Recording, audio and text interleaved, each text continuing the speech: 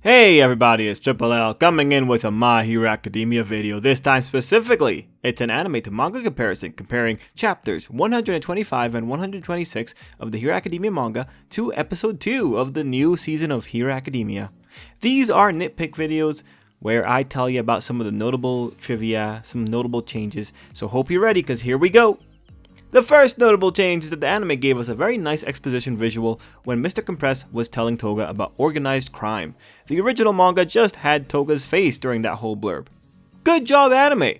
Next up, small change repeated many times throughout the episode. The anime expanded on Twice's reactions to Shizaki's provocations. This was a step up from the small shot in the panel that he originally got, and really worked well building up Twice's anguish in all of this. On that point, the anime did a great job on Twice in general. Most of Twice's reactions in this episode were things that the anime expanded upon. Next up is a detail that I really loved. It all happens when Compress touches Shizaki. Here's the equivalent manga panels for reference. Notice how the manga panels don't show the reaction occurring on Shizaki's arm, instead showing the hives popping up on his face.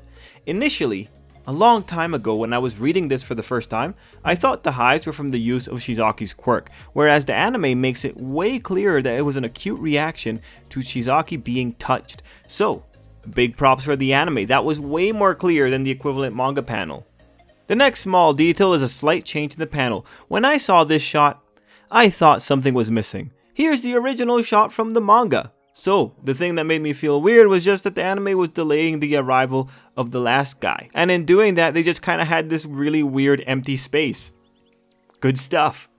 Next up, we head into the biggest piece of anime expanded material. Everything that you see after Shizaki throws the card is anime original for this chapter.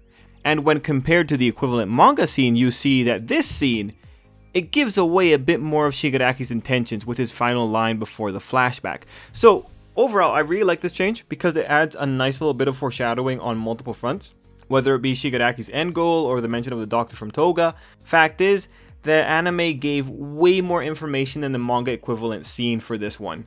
And of course, the detailing of Twice's guilt throughout this is also wonderful.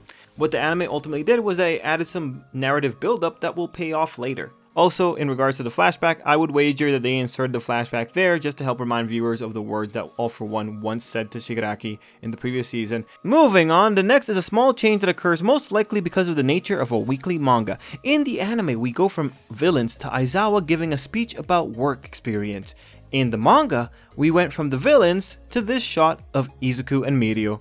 And this was the last page of chapter 125. So my hypothesis is simple.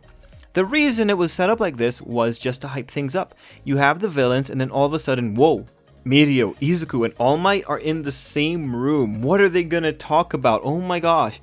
Weekly mangas have to keep reader excitement up, so this was probably one way of going about it. Anyway, with that, we head into the chapter 126 material. And chapter 126 begins with the Aizawa speech. That was unchanged, aside from like some just alterations to angles. Not a big deal. Anyway, the first big change in the chapter 126 material is the scene with the big three. The whole scene with the three of them is anime only material, and this is another case of good job anime. This was a transition scene, and it also nestled a detail about Mirio in there, that being that Mirio likes telling jokes.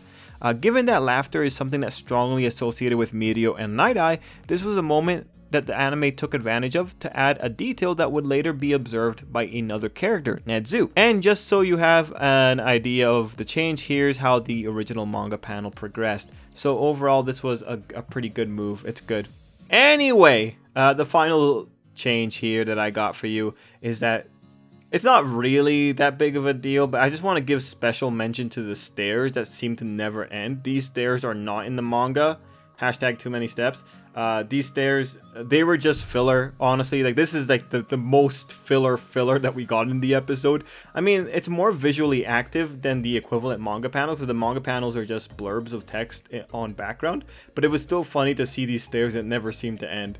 Anyway, I went too long about the stairs. Overall, for the changes for this episode, when I look at it, I see only good jobs here. They added stuff and didn't really take away anything. I mean, aside from that one guy that wasn't in the one scene. And I think one of the big things they tried to do was add more things in the episode that serve as foreshadowing for later episodes. So I think that was a really good move on their part. And it was a really fun comparison this time around. Anyway, guys, I hope you enjoyed. Thanks for watching. And till next time, I hope you have an absolutely great day. And if you like trivia, like the video and keep an eye out for the channel. I will be trying to do that. Anyway, till next time, I hope you have an absolutely great day.